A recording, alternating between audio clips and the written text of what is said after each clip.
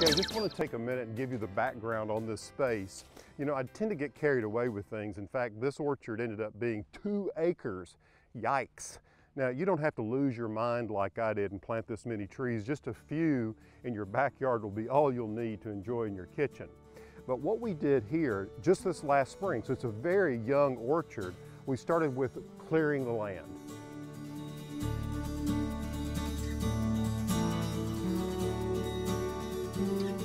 You see, this was just a bunch of scrub oak and underbrush with a few nice pines, of which we saved and sent to the sawmill. This part of the farm had been timbered back in the 1950s, so there really weren't a lot of nice big trees. Next, we had to prepare the soil, and to prepare it, we had to remove lots of rocks. I mean, tons of them. And then we brought in load after load of compost mixed with our clay-based soil.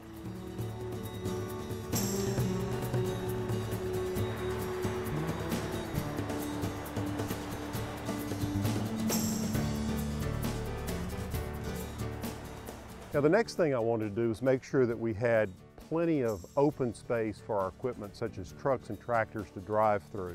So I've set out these paths, which are about 12 feet wide. We covered them with our local river gravel. So it really helped make an interesting design. What ended up happening is we ended up with 12 of these big rectangles in this space. You can really appreciate it from the air. It looks like a colossal space. You can kind of see the way in which these areas are identified by color. The center of these parterres, or these rectilinear shapes, is filled with wheat straw. That mulched the trees. And then outlining each one, we used pine straw, our pine needles. It's a little bit darker. We put those around all the blueberries we planted here. And then, of course, you see the pathways done in the river gravel I mentioned. Then we set posts where each tree would be planted. In each one of these blocks we planted, about 7 to 9 trees on a very specific grid, because, you know, the design of it is very important to me.